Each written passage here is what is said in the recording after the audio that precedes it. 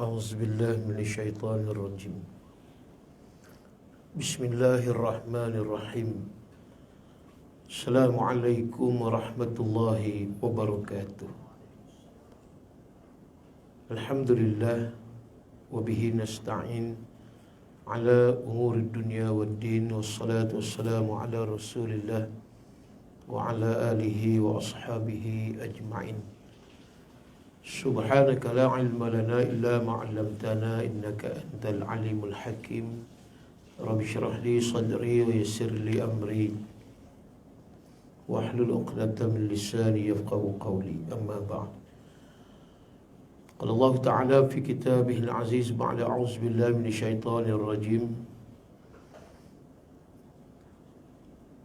يا أيها الذين آمنوا اتقوا الله ولتنظر نفس ما قدمت لغد واتقوا الله إن الله خبير بما تعملون. Wahai orang-orang yang beriman, bertakwalah kamu kepada Allah, dan pada setiap diri hendaklah melihat kepada dirinya apakah persiapan bekalan yang telah dilakukan untuk hari besok, yakni hari akhirat, hari kiamat. Dan bertakwalah kamu kepada Allah, sesungguhnya Allah amat merhati atas setiap-tiap apa yang kamu kerjakan. Sadaqallahul Azim. Surah Al-Hashr ayat yang ke-18. Muslimin dan muslimat, tuan-tuan dan puan-puan yang dirahmati Allah sekalian, alhamdulillah pada tengah hari ini dapat kita menyambung semula kuliah pengajian dan menggunakan buku yang saya tulis, Dunia Diuji, Syurga Dinikmati. Dan kita terus melihat pada muka surat yang ke-11, muka surat 11, iaitu di bawah tajuk layakkah kita menjadi penghuni syurga. Muka surat 11, layakkah kita menjadi penghuni syurga. Muslimin muslimat yang dirahmati Allah sekalian, sesungguhnya kita ni adalah hamba Allah Subhanahu wa ta'ala.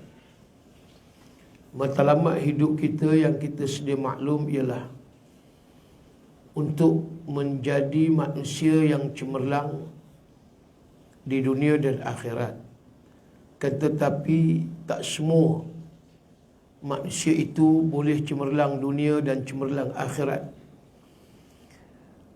Mungkin mereka ada yang cemerlang di dunia tetapi tidak cemerlang di akhirat. Ada yang mereka tidak cemerlang di dunia tetapi cemerlang di akhirat. Ada mereka yang cemerlang di dunia dan cemerlang di akhirat. Ada yang mereka tidak cemerlang di dunia dan juga tidak cemerlang di akhirat. Jadi ada 4 golongan manusia yang kalau kita letakkan tadi, adakah kita yang disebut sama ada cemerlang dunia ataupun cemerlang akhirat, ataupun hanya kita cemerlang di dunia tetapi tidak cemerlang di akhirat. Ini yang kita kena fikirkan. Sebab orang yang cemerlang di akhirat itu maknanya dia mendapat satu kejayaan daripada hasil usaha, sama ada perjuangan dan begitu juga pengorbanan.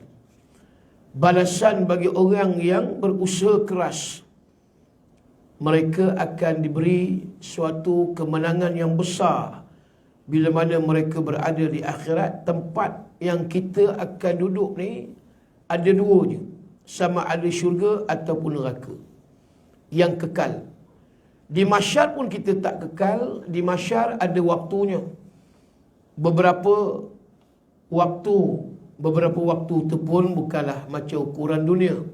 Satu hari di akhirat seumpama 1000.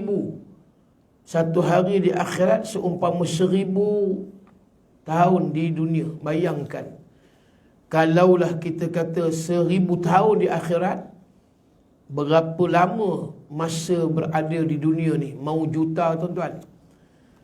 Kerana itu, destinasi tempat yang kita akan tuju di akhirat itu kekalnya syurga dan neraka. Titian syirat pun tak kekal, sementara timbangan mizan itu pun tidak kekal. Sementara yang kekal adalah sama ada syurga ataupun neraka. Allah jadikan syurga neraka itu last. Tak ada apa dah selepas syurga dan neraka. Sebab itu kita dituntut supaya menjadi hamba Allah Subhanahu wa taala yang sentiasa melakukan kerja-kerja ibadah. Kita duduk di dalam majlis ilmu di surau bangunan MBI ini, bangunan persekutuan ini, maka tujuan tak lain tak bukan untuk mendapat suatu keredaan daripada Allah Subhanahu wa taala. Dalam Al-Quran ada 70 tempat kalimah redha dan ada 90 tempat kalimah sabar. Hidup di dunia ni, satu, apa yang berlaku, hal yang nikmat pun kita kena redha, hal yang musibat pun yang kita kena redha. Dan selain daripada redha, maknanya sabar. Sebab orang yang sabar ini yang akan dapat kejayaan, kemenangan mutlak. Orang yang sabar, sabar dalam erti kata taat kepada Allah.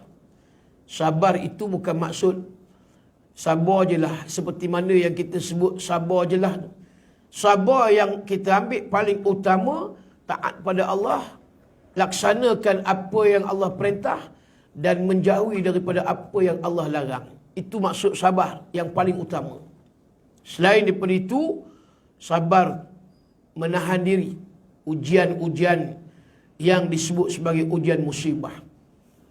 Kalau selamat mungkin barangkali kita seronok, tapi bila Allah uji dengan musibah, baru kita rasa di sini kedudukan kita yang sebenar, ikhlas ataupun tidak kita menjadi sebagai manusia mukhlisin lahuddin, ikhlas kita di dalam beragama.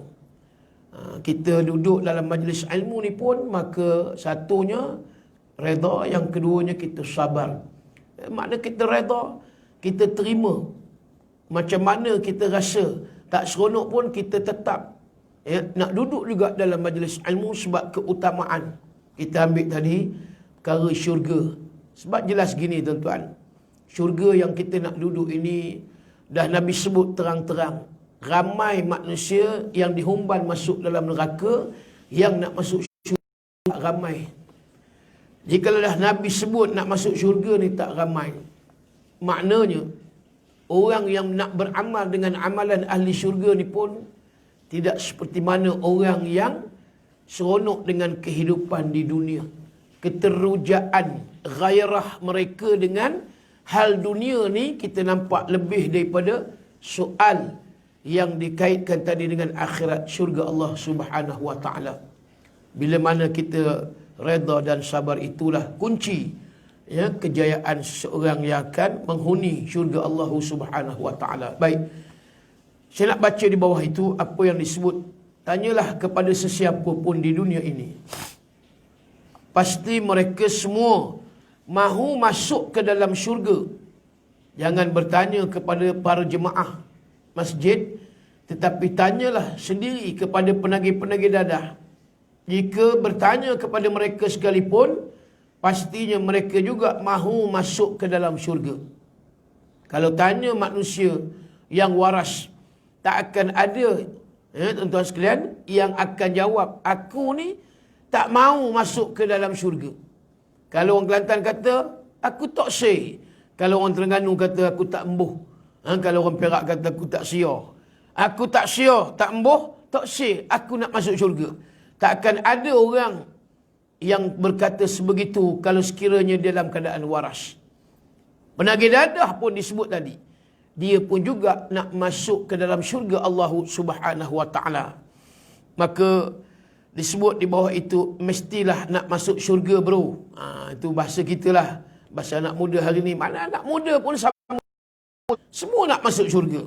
Tapi amalan ahli syurga kita tidak suka. Amalan ahli syurga kita tidak damping, kita tidak mesra. Bagaimana syurga Allah nak sediakan bagi kita semua. Kerana itu Kalau kita kata harap-harap dengan amalan kita nak masuk syurga, payah tuan-tuan. Sebenarnya, potensi untuk kita masuk ke dalam syurga ini, boleh kita katakan asbabnya kerana apa? Dia rahmat daripada Allah. Rahmatnya pun dia belas kasih. Kalau disebabkan amalan, Allah teruk. Kita nak beramal. Nampak? Kita nak semayang zuhur 4 rakaat awal waktu pun susah. Semayang sunat qabliyah zuhur, semayang sunat ba'diyah zuhur. Kalau kita kerjakan, seumpama kita melakukan ibadah pada malam Lailatul Qadar. Itu kelebihan qabliyah dan ba'diyah zuhur. Belum lagi fardu zuhur, baru sunat. Yang ni pun kita rasa nampak bukan senang kita nak buat. Kemudian semayang ba'diyah maghrib, sunat ba'diyah maghrib 2 rakaat. Seumpama ganjarannya yang nak diberi oleh Allah, sebagaimana disebut, ialah kita dihapuskan dosa selama 20 tahun. Nak buat 2 rakaat itu pun susah. Terlalu berat. Ini kalau kita ambil tadi, ya, amalan kita diukur, ditimbang besok, memang kita kata payah kita peluang nak masuk syurga. Tapi disebabkan rahmat Allah sebenarnya tuan. Ya, walaupun mereka ketika itu berada dalam khayalan pengaruh dadah sekalipun, walaupun mereka sedang melakukan maksiat kepada Allah, mereka tetap mengatakan mahu masuk juga ke dalam syurga Allah. Nampak? Macam mana pun orang tu buat jahat, maksiat, tapi bila tanya nak syurga ke tidak, retinya nak juga dia masuk ke dalam syurga Allah Subhanahu wa taala. Baik, kemudian disebut lagi kita semua mahukan syurga. Namun apabila Allah bukakan taman-taman syurga di dunia, mengapa tidak ramai yang mahu menghadirinya? Taman-taman syurga ni macam ni lah. Raudhatun min riyadul jannah. Taman syurga antaranya majlis ilmu. Majlis ilmu ni taman syurga. Tapi kesempatan yang ada ni tak ramai yang rasa ada kepentingan. Sebab benda tak nampak tuan-tuan. Kalaulah kita nampak depan mata kita bayangan syurga, tengah hari ni tak akan ada yang pergi shopping kompleks, tak akan ada pergi the store, tak akan ada yang pergi seafood, apa dia, restoran, mamak restoran dan sebagainya. Dia rasa, ya, tengah hari ni aku nak habiskan masa nak duduk di taman-taman syurga sebab aku nampak bagaimana kenderaan aku di dalam syurga yang disebut binatang burak itu adalah kenderaan aku di dalam syurga. Aku nampak air sungai yang mengalir di bawah syurga, bagaimana air mata air, kemudian kebun-kebun hadaiq wa a'naba. A'nab ni apa dia? Anggur. Bayangkan tuan-tuan melihat kebun-kebun anggur yang cukup indah, menarik. Kalau kita dapat bayangan macam tu, pasti kita tak akan terkecuali nak duduk di dalam majlis ilmu. Sebab ini Nabi sifatkan sebagai taman di antara taman-taman syurga. Tapi itulah tadi, kita tak rasa yang kita dia nak duduk di dalam syurga Allah yang sebenarnya. Maka disebutkan tadi, nampak mengapa tidak ramai yang mahu menghadirinya. Kita sekarang pandemik COVID-19 masih lagi berlaku. Dan ada juga ceramah-ceramah kuliah yang dibuat secara online. Sekarang ini, kalau tuan-tuan, saya tak suruh tengoklah. Kalau tuan-tuan tengok pukul 12, 1, 2, tengah pada 12 tengah malam, 1 pagi, 2, 3 pagi, ada manusia, kumpulan yang buat live video. Namanya para mistik, paranormal, PNU. Para mistik utara dan seumpama dengan. Saya tak tahulah perasan ke tidak. Sejak dulu menjat. Sebelum ni dah ada dah. Tapi mutakhir ni apa dia orang kata dihidupkan balik. Ya. Ada jenis kumpulan para mistik paranormal. Mereka pergi cari hantu. Yang view, yang tengok bukan view, yang live video, yang menonton view lagi ramai. Pasti. Sebab dia makan take time. Yang menonton sampai pukul 2 pagi, tak kurang 7,000 manusia. Bayangkan kalau 7,000 live, dia punya view berapa ratus ribu. Semata-mata nak tengok puak-puak ni on ke apa benda. Dalam tu mencari hantu. Di utara, di selatan, di utara. Dia pergi banglo-banglo usang. Katanya ada hantu. Kemudian dia pergi tempat berdekatan dengan air terjun. Kemudian nak tengok hantu. Bahkan pergi cabar pula lagi. Wahai jin, wahai hantu. Apa lagi lah diseru, jelmalah engkau. Zahirkan bunyi engkau. Adakah ini yang disuruh oleh Islam? Yang bengongnya umat Islam ni, yang bengongnya orang Melayu kita tuan-tuan, melihat tak kurang 3, 4 ribu, 5, 6, 7 ribu dalam satu masa. Tak tahulah malam ni ada ke tidak. Pembohong ni tuan-tuan. Dia kata ada di situ saja, dia buat trik pandai, dia acah. Tuan dengar tak? Dengar tak? Tak ada apa pun yang kita dengar. Yang kita dengar cengkerik katak je. Itu yang kita dengar. Kita ditipu bulat-bulat. Ini standard mentality orang Melayu tuan-tuan. Mudah ditipu oleh puak-puak haru biru ni. Allah. Sayangnya tuan-tuan, masa 1-2 pagi patut kita tidur awal, niat untuk bangun tahajud. Tapi dihabiskan tengok paranormal, paramistik. Saya tak tahulah bangunan persekutuan ni tengok ke tidak. Tapi kalau tuan-tuan sajalah, bukan saya suruh tengok. Saja tengok. Kan? Saya tak nak masuk di situ saja kalau nak tulis. Ya ke? Hampa jumpa hantu. Betul ke cara menyeru hantu disuruh oleh Rasulullah? Adakah Nabi suruh kita menyeru hantu? Nak tengok jin ni bukan makhluk yang diciptakan macam tanah. Manusia dicipta daripada tanah, tuan-tuan. Tapi hantu yang kita sebut jin, hantu tu bahasa Melayu. Jin ni dicipta daripada lidah api. Tak sama dengan ciptaan manusia. Kalau dijelma depan kamu, yang PNU dan para mistik tadi, kalau depan dia dijelma betul-betul, tu saya kata pensan. Kalau diizinkan oleh Allah, mati terus. Tak sanggup nak tengok rupa jin yang sebenar. Jangan pergi cabar.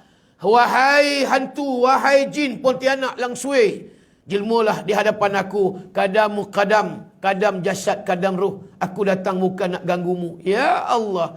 Geli bulu ketiak dengar tuan-tuan. Dia nak cabar. Hak belakang ramai tengok ni. Hak ramai dia punya volunteers. Dengan kamera dan sebagainya. Yang kita jadi bodoh.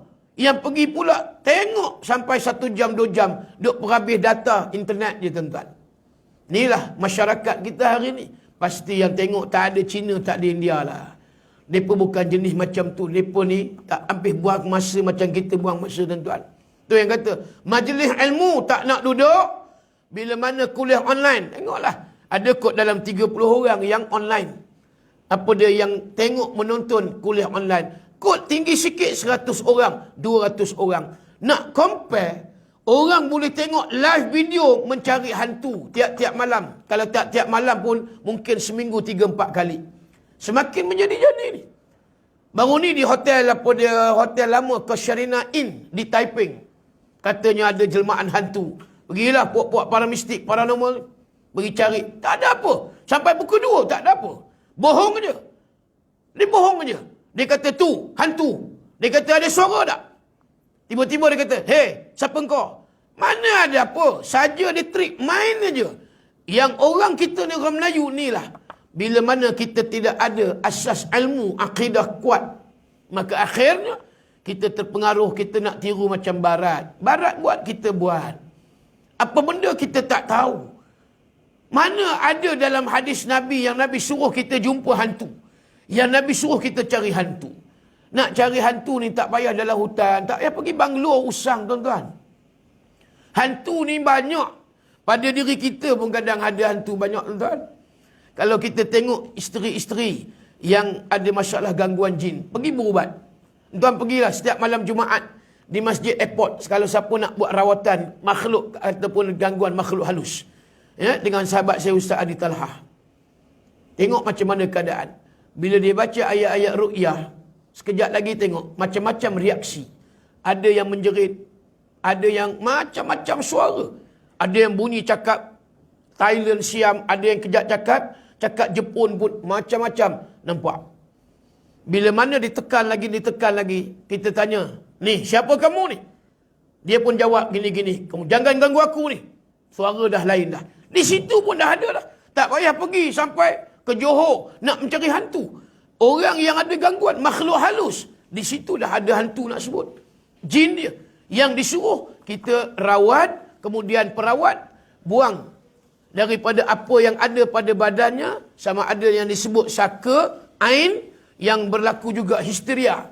Kita buang dah, cukup. Bukan nak suruh seru, jelmakan, wahai dirimu, wahai jin, wahai pontianak, wahai langsui. Ini bukan hidup seorang Muslim, tuan-tuan. Ini kuno, primitif, yang masih lagi berleluasa di dalam masyarakat. Semalam saya di Terengganu sebut cerita tentang khurafat bulan Safar yang kita berada pada hari ini. Ya, kita berada pada hari ini 17 hari bulan Safar. Safar maksud dalam bahasa Arab kosong. Bulan kosong ni, orang Arab, amalan mereka ataupun adat mereka pada bulan Safar ini keluar daripada rumah. Rumah tu kosong. Keluar kerana apa? Mereka nak berperang. Ada perang balas dendam dan seumpama dengannya. Jadi, bila mana bulan Safar, bagi masyarakat kita terpengaruh dengan adat jahiliah. Orang Arab jahiliah dulu, mereka menganggap bulan Safar ini bulan musibah. Bulan yang akan menimpa seseorang itu dengan malapetaka. Ataupun dalam bahasa yang lebih kasar lagi, sial. Datang sial dan celaka di bulan Safar. Antaranya banyaklah. Orang tua nasihat, jangan kahwin dalam bulan Safar. Nanti akan berlaku perceraian. Jangan kahwin dalam bulan Safar. Nanti tak dapat zuriat. Macam-macam lagi. Dan setiap hari Rabu, akhir bulan Safar, pada akhir bulan Safar, maksud di penghujung bulan Safar, pada hari Rabu, maka adanya bid'ah mandi Safar. Ini yang dilakukan oleh kebanyakan masyarakat jahiliah dan ditiru oleh orang-orang Melayu kuno, primitif. Dan juga mereka yang menghidupkan bid'ah khurafat. Tak tahulah hari ini ada ke tidak, tuan-tuan. Terutama penempatan yang berdekatan dengan sungai dan juga tepi laut. Mereka akan mandi Safar, buang sial, buang apa dipanggil? Buang balak dan seumpama dengannya. Ini bukan Islam yang menganjurkan. Tapi ramai tak yang anggap bulan Safar ni bulan sial ataupun bulan datangnya musibah balak bencana? Ada lagi. Sama jugalah tadi. Puak-puak kumpulan yang mencari hantu, golongan paranormal ataupun paramistik ataupun singkatan PNU. Carilah di dalam internet. Bukan saya suruh nak tengok, tapi cuba tengok bagaimana yang masyarakat kita, bukan sikit yang menonton. Katalah malam ni ada, tuan-tuan tengoklah dalam pukul 12.30. Nak tengok berapa orang yang menonton. Betul tak Ustaz Limdin sebut? Kuliah, berapa ramai yang nak dengar. Online, berapa ramai yang nak dengar. Tapi online cari hantu, beribu-ribu. Yang sanggup bersengkang mata nak tengok pontianak langsui. Nak tengok macam-macam yang disifatkan tadi, jelmaan hantu. Dia tak payah cabar, tuan-tuan. Jin yang ada ni kita wajib mempercayai kerana di dalam Al-Quran pun sendiri ada surah jin. Dalam bahasa kita, kalau kita nak kata surah hantu. Sebab jin itu jin. Manusia, Melayu yang istilahkan sebagai hantu. Ini yang saya nak sentuh sikit, tuan-tuan. Ya. Kealpaan, cuainya kita hari ini nampak. Boleh mengundang musibah daripada Allah Subhanahu Wa Taala. Itu jangan salah. Jangan salah takdir. Sebab Allah ciptakan sesuatu itu, inna kulla syai'in qadaruhu khalaqnahu biqadarin. Kata Allah, sesungguhnya kami jadikan tiap-tiap sesuatu itu khalaqnahu biqadarin. Adanya ketentuan dan ketetapan. Makna kalau kata ada musibah yang menimpa, maka itu adalah ketentuan dan ketetapan daripada Allah. Bukan kerana sebab benda-benda lain. Amalan Arab jahiliah, bila mereka nak musafir, mereka akan lepaskan burung. Kalau burung itu terbang di sebelah kanan, maka selamat perjalanan, maka boleh teruskan niat musafir. Tapi kalau sekiranya dilepaskan burung itu terbang ke sebelah kiri, jangan meneruskan musafir. Kerana apa? Celaka, musibah akan menimpa. Akhirnya mereka akan menangguhkan niat perjalanan musafir. Tuan, jelas nampak. Ini bukan Islam. Islam tak menganjurkan kita mempercayai dengan haiwan, penentuan sesuatu itu dengan binatang, dengan makhluk, tak. Sedangkan Allah kata khalaqnahu biqadarin. Allah cipta sesuatu itu dengan ketentuan. Maka kerana itu, bila mana Allah jadikan sesuatu itu dengan kuasa dan kehendaknya, kita kena yakin kepada Allah Subhanahu Wa Taala, bukan benda-benda yang lain. Begitu juga. Buat apa kita nak pergi kacau hantu, sedangkan dia memang dah makhluk Allah Subhanahu Wa Taala. Kita kacau pun jin ni, dia punya umur ni bukan macam umur manusia. 1000 tahun. Umur jin ni panjang. Jangan kita kata kita boleh bunuh dia. Dia tak mati macam kita punya umur 100 tahun. Nabi Adam umurnya 930 tahun. Nabi Allah Nuh alaihissalam umurnya 950 tahun. Umur Nabi Allah Idris alaihissalam 345 tahun. Umur siapa lagi? Umur Nabi Allah Ibrahim 100. Umur Nabi Allah Ismail 137 tahun. Umur Nabi Allah Saleh 80 tahun. Umur Nabi Allah Lut 70 tahun. Sebaya lebih kurang dengan kita. Maknanya umur manusia, Nabi tadi tak sampai pun 1000 tahun. Tapi ingat, umur jin yang Allah cipta daripada api, dia mati juga, tetapi dia mati umurnya ada yang 1000 tahun, ada yang ratus ribu tahun baru mati. Ini kita cabar jin. Kita boleh ke bunuh jin? Hanya kita boleh halau jin daripada tempat yang tak sepatutnya dia berada. Itu dia. Duduk dalam badan orang, keluar. Jangan ganggu dia. Kalau di rumah kita buat pendinding, kita buat apa dia, pagar, dalam istilah orang Melayu kata pagar rumah. Tak boleh kita nak bunuh jin sewenang-wenang macam tu. Tu buat apa kerja kita nak cabar jin, kamu jelma di hadapan aku. Melainkan puak-puak ni nak cari popular. Puak-puak ni nak cari followers, dan puak-puak ni buat duit. Kan bila mana ramai yang tengok hari ni, banyak yang boleh buat duit melalui YouTube. Daripada YouTube hari ni, ramai orang boleh buat duit. YouTube akan bayar pada kita bila mana rating yang menontonnya semakin tinggi, semakin tinggi. Inilah cara hidup orang Melayu di akhir zaman. Maknanya kita nampak jauh daripada nak beramal dengan amalan ahli syurga seperti mana yang kita baca kitab ni, tuan-tuan. Jadi di bawah itu disebut sambungnya, kita semua mahukan syurga. Namun Allah bukakan taman-taman syurga di dunia tadi, tapi tak ramai yang hadir. Kalau kata bangunan ni, tak tahulah berapa staf yang ada. Takkan kita kata 30 orang, 20 orang, tak maunya ramai. Tapi biasalah, benda ni tak boleh paksa. Kan? Ustaz datang ceramah je, ustaz kuliah je. Bukan boleh paksa-paksa, kami nak datang, pulang pada kami lah ustaz. Kan? Apa peduli bro? Dah mula bro. Kan? Tapi esok di akhirat baru dia tahu bro ke bro. Itu baru dia tahu keadaan menyesal. Qiradatan khasyiin. Dalam Quran sebut, dibangkitkan pada waktu itu jadi qiradah ni apa dia? Jadi seumpama beruk-beruk. Cuma bahasa kita Melayu tambah seumpama beruk mak ye. Itu kita tambahlah mak ye, bukan mak i, mak ye. Jadi maknanya apa dia? Sekarang ya kita boleh bro. Relax lah bro. Aku tak datang pun, aku bukan kata kafir. Ya. Tetapi bila mana kita mengaji ni, biarlah kita absorb, meresap masuk. Maknanya apa dia? Oh, perjuangan Islam ni perlu berlaku pada diri aku sekalipun aku belum lagi cecah umur 50 ataupun 60 tahun. Sebab ramai orang yang menganggap 60 tahun umur itu sesuailah untuk duduk di surau. Sesuailah umur 60 tahun untuk duduk di masjid. Sebab waktu itu dah pencen. Sekarang aku kerja lagi di bangunan persekutuan.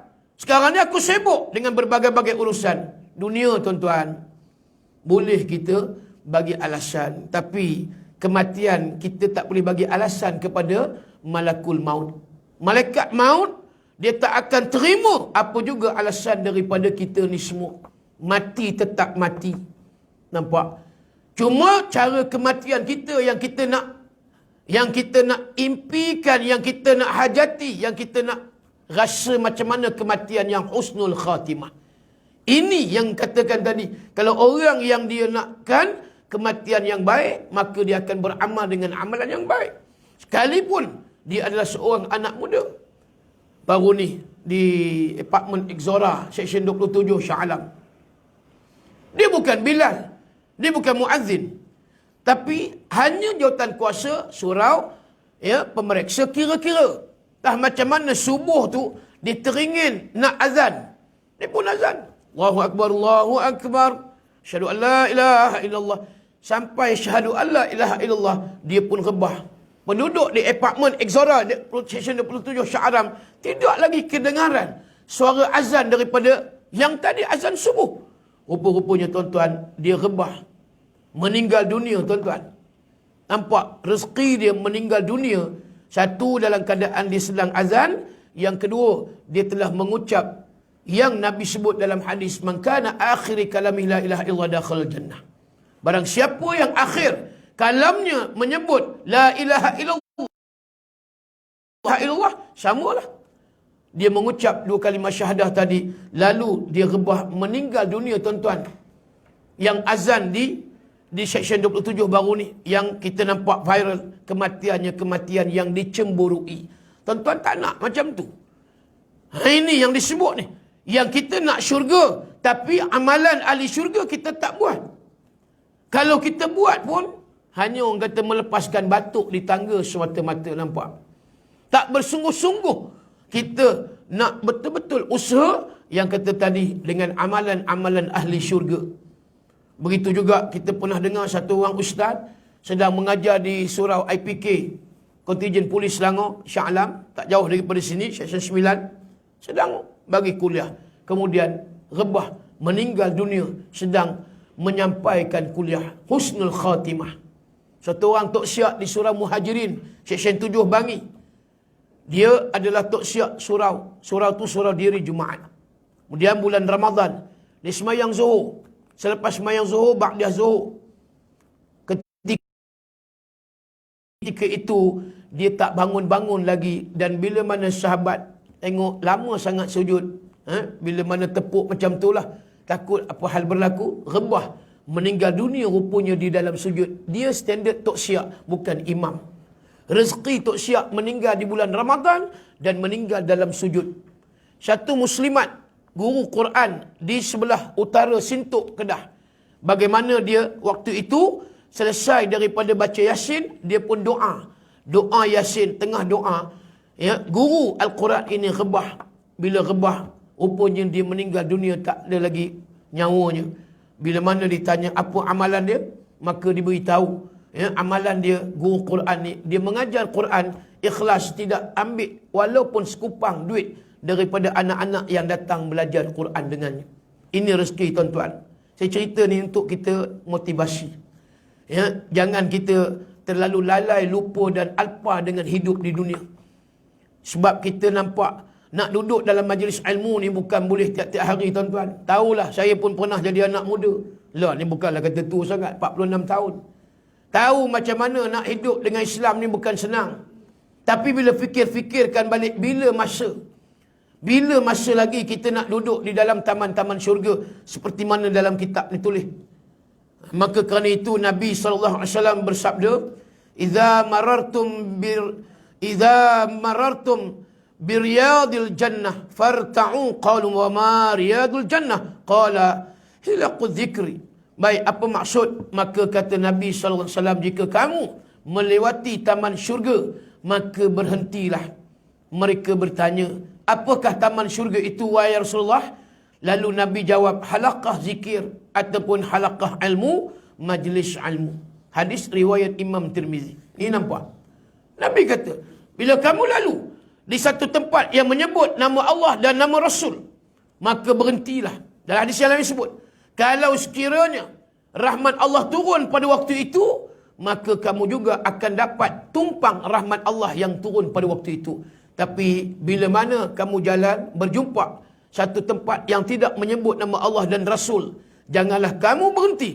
Didapati khawatir takut ketika itu kemurkaan Allah menimpa ke atas mereka, kamu juga akan terasa merasai ataupun merasai tempias kemurkaan Allah kepada diri kamu. Tuan, ini nasihat Luqmanul Hakim kepada anak. Jadi maknanya apa dia? Majlis ilmu ni bukan sebarang majlis. Jangan kita nampak ataupun kita rasa ringan aja. Kita rasalah tak apalah, aku ni muda lagi dah. Ini peluang yang ada tuan-tuan. Kalau kita tidak betul berusaha dengannya, maka kita takut nanti sampai umur kita 70 tahun kita dalam keadaan ibadahnya al-ibadatu juhala. Ibadahnya jahil, yang kita tak ada ilmu tapi juga kita melakukan ibadah. Macam juga selalu bila mana dalam saf, ada orang yang tak duduk di saf hadapan, disuruh orang lain pergi saf hadapan. Tak kira tua, tak kira muda, tua lagi kuat buat perangai macam ni tuan-tuan. Dia masuk saf, dia tak suruh orang, dia tak pergi saf hadapan. Dia suruh orang pergi saf hadapan. Kita pergi depan. Dia tolak. Hukum dalam mazhab Syafi'i makruh. Kita pergi, kita suruh orang pergi ke depan, kita tak ke depan, hukum makruh. Tak belajar, nampak? Umur berapa tahun? 60 tahun. 60 tahun buat macam ni punya perangai. Dia tak pergi ke depan, dia suruh orang lain ke depan. Hukum makruh. Sebab itu dalam Islam ni perlunya kita ada ilmu. Belajar tuan-tuan. Banyak hari ni artis-artis selebriti belajar. Saya pun sama juga dengan Ustaz Salman ataupun Pius Salman. Di situ ramai. Datuk Dr. Fadilah Khamsah pun masih lagi belajar. Belajar dengan Pius Salman. Umurnya berapa jarak, cukup jauh. Kemudian siapa lagi? Dr. Awang Sarian, Ketua Pengarah DBP. Ketua Pengarah DBP mengaji sama sekali dengan kami, kuliah online dengan Pius Salman. Kemudian Adam Khori.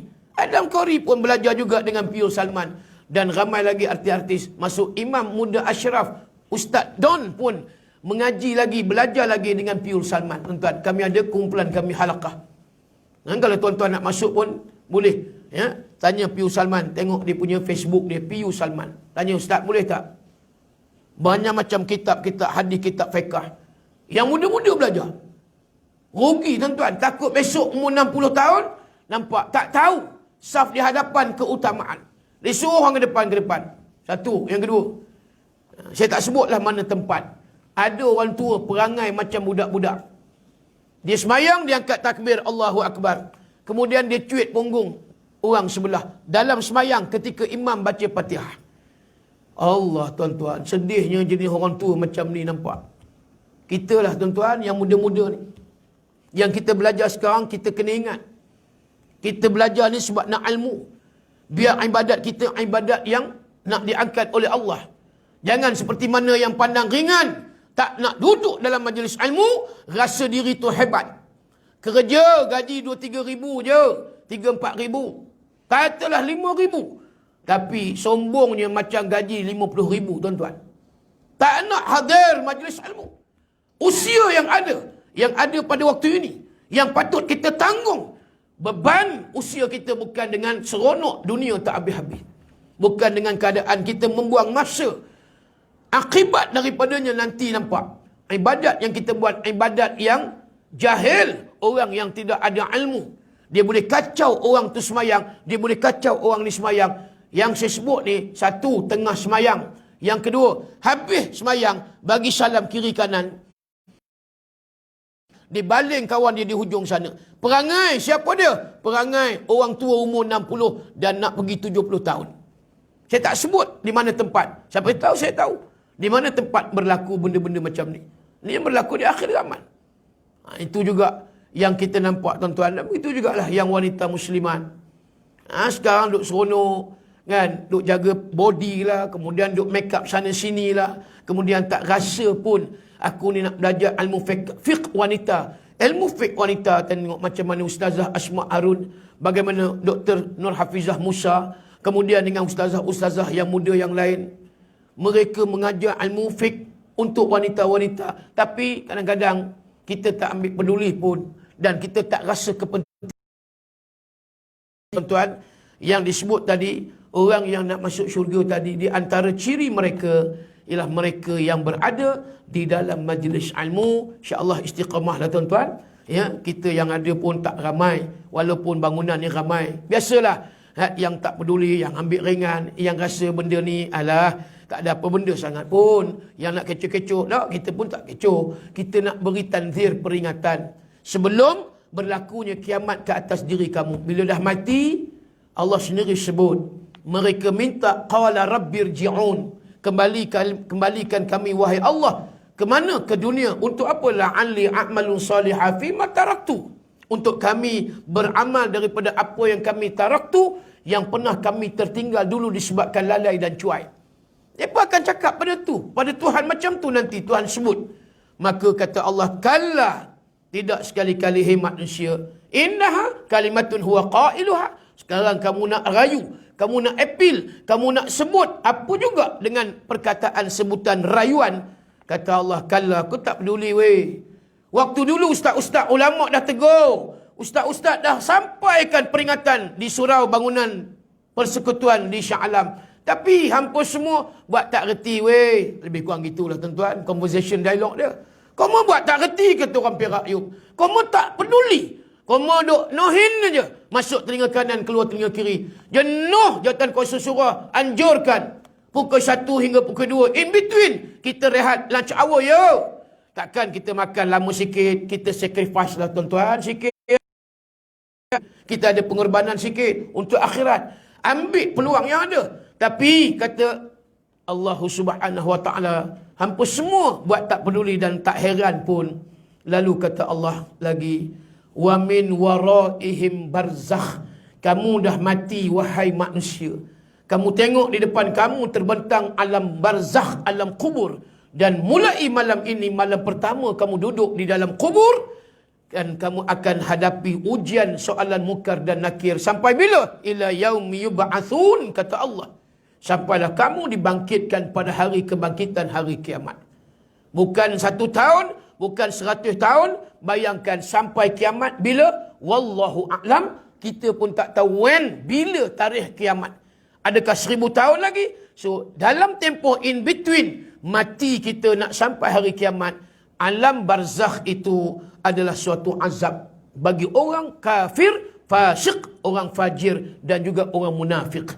Tuan-tuan boleh rujuk dalam surah Al-Mu'minun ayat 99 dan ayat yang ke-100. So, kita be careful. Diri saya yang saya sentuh juga, yang saya nasihatkan, dan juga kita semualah. Ya, sesungguhnya Allah suka orang yang beribadah, tetapi Allah lebih suka anak-anak muda beribadah. Wallahu alam.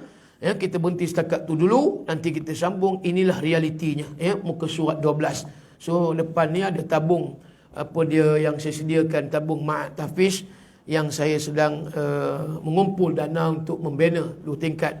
Dan insya-Allah mudah-mudahan ya, segala sumbangan wakaf infak yang tuan dan puan-puan hulurkan, mudah-mudahan ya, barakah, rahmat, dan juga mudah-mudahan dimurahkan rezeki Allah Subhanahu Wa Taala kepada kita semua. Ya, dan juga boleh niat zakat fi sabilillah, yang mana nak niat zakat pun boleh, dan sumbangan wakaf, infak, ya, sedekah pun insya-Allah mudah-mudahan. Saya doakan ajarakallahu fima a'taita wa barakallahu fima abqaita wa ja'alallahu lakat tahura.